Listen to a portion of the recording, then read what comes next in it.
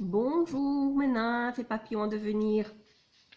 Alors aujourd'hui on est le 89e jour du défi de Lilou et le thème du jour c'est abondance ou plaisir, il faut choisir. Alors Neale Donald Walsch écrivait « Déclarer je n'ai pas le choix est un mensonge. Vous pouvez choisir. Vous ne préférez simplement pas les alternatives qui vous sont offertes, quelle qu'en soit la raison. » Alors, Lilou et Christian nous disent que une partie de la population est gênée de gagner de l'argent tout en ayant du plaisir. La croyance suivante domine alors: l'argent se mérite contre de la souffrance, de la sueur. Et comme ce n'est pas leur cas, ces personnes gênées ont tendance à sous-évaluer le prix de leurs prestations, comme pour être sûres que nul ne puisse leur reprocher quelque chose. C'est comme si elles s'estimaient tellement privilégiées d'avoir une activité qu'elles aiment, qu'il serait indécent en plus pour elles de gagner beaucoup d'argent. Alors, est-ce que ça vous parle ? Moi, un petit peu quand même. Il est important à ce stade du défi de comprendre que si vous n'adaptez pas vos prix à la valeur de votre travail, vous devrez renoncer partiellement ou totalement à votre activité plaisir et reprendre un travail dit alimentaire. C'est du gâchis de ne pas offrir pleinement vos talents au monde. Et en deuxième lieu, vous préférerez vous aussi avoir affaire à ceux qui éprouvent du plaisir, de la joie à pratiquer leur activité. Donc, plus nous serons nombreux, mieux notre monde se portera. C'est clair que des personnes qui font leur travail, entre guillemets, avec plaisir et qui aiment ce qu'ils font,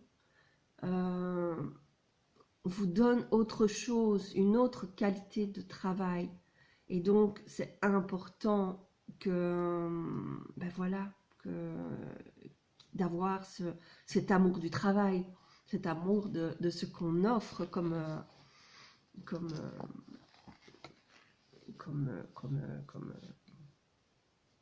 travail. Donc, alors, vous prenez votre petit cahier, on va aller creuser tout ça.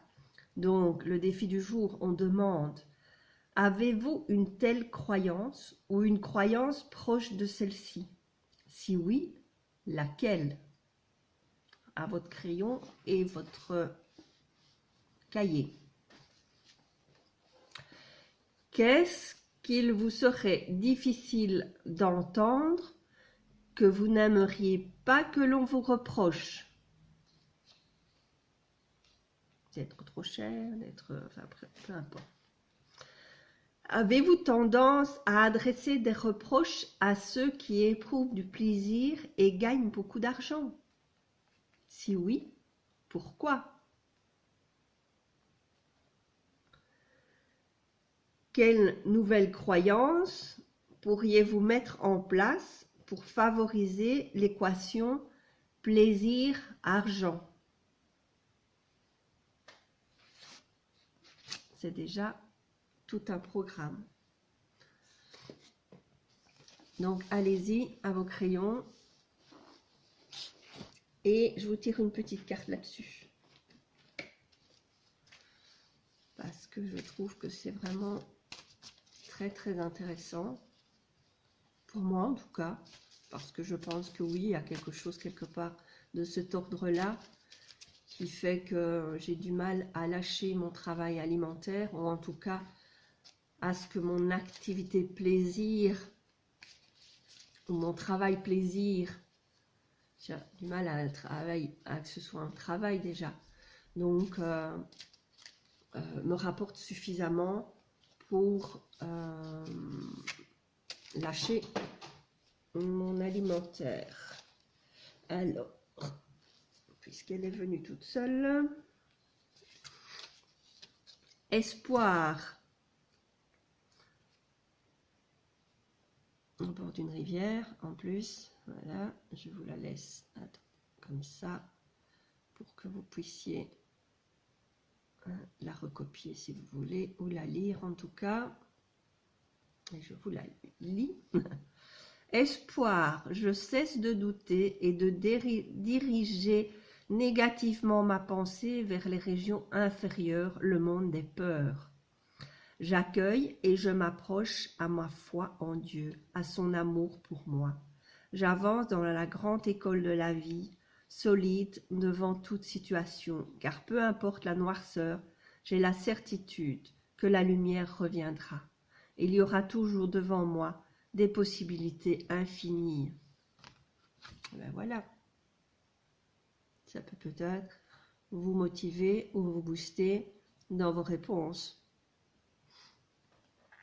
Alors, voilà, une petite carte aujourd'hui.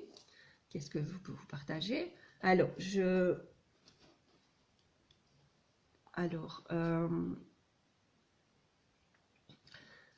j'ai envoyé mon sondage. Alors, j'ai fait un sondage, j'ai essayé de m'appliquer, de le faire vraiment bien. Et en fait, je vous explique la petite chose. Je pense que je vous l'ai peut-être déjà expliqué, je ne sais plus. En fait, je voulais envoyer mon sondage, j'avais une quinzaine de questions à poser. Et en fait, quand j'ai rempli le formulaire, je me suis aperçue que gratuitement, je ne pouvais en poser que 10. Donc, j'ai restreint, j'ai changé, j'ai modifié et j'ai combiné 2 questions parfois, j'ai mis 2 questions ensemble. Mais de ce fait-là, j'ai cru modifier les petites cases à cocher. Et en fait, pour certains endroits, j'ai oublié j'ai pas mis les bonnes cases à cocher. Enfin, les multiples réponses, en fait. Et donc, du coup, avec 2 réponses, 2 questions ensemble, on ne sait pas répondre, on sait répondre qu'à l'une ou à l'autre. Donc, comme par exemple, pour le genre et l'âge, ben voilà, on sait répondre qu'une seule réponse, et donc on ne sait pas donner et son genre et son âge. Donc, ben voilà, et en plus, dans mon mail, dans le titre du mail, même le titre, même pas dans le texte lui-même, juste dans le titre, il y a une faute. Donc, je me dis zut, de zut et de zut. Je m'applique à essayer de faire quelque chose de super bien et tout, et il y a quand même quelque chose qui foire. Donc, est-ce de l'auto-sabotage? J'ai revérifié, voilà, oui, j'ai pas testé, enfin, je me le suis envoyé, j'ai vérifié en me l'envoyant, mais je ne l'ai pas fait, le sondage, donc je ne l'ai pas testé réellement. J'aurais dû. À ce moment-là, je me serais aperçue qu'il y avait une erreur. Maintenant, il y a des personnes qui ont répondu, et donc je ne peux plus le modifier. Donc, tant pis, acte manqué. Donc voilà, alors, est-ce encore de l'autosabotage? Je mets en place quelque chose pour avoir des informations, pour pouvoir mieux cibler mes clients, ou en tout cas les personnes avec qui je pourrais travailler. Et résultat, voilà, j'ai quand même qu'une partie des réponses, et j'ai quand même, entre guillemets, salopé le travail. Donc, voilà, maintenant je m'applique à faire les choses correctement, je relis, je refais. Bon, en plus, ce qui est bizarre, c'est que cet email avec, il est préparé, et donc je le reprends. Et donc, si cette faute est là, elle doit y être depuis 3 ou 4 mails. Et on me l'a dit maintenant. Donc, pourquoi maintenant, alors que c'est un truc hyper important, quoi. Enfin, voilà. Donc, ça me perturbe et questionne. Pourquoi y a-t-il toujours quelque chose qui foire, quelque chose qui est voilà, qui perturbe le bon fonctionnement de ce que je mets en place. Alors, est-ce moi qui sabote? Ou est-ce autre chose? Ou voilà, est-ce que je dois me diriger vers autre chose? Tout simplement, pourquoi pas?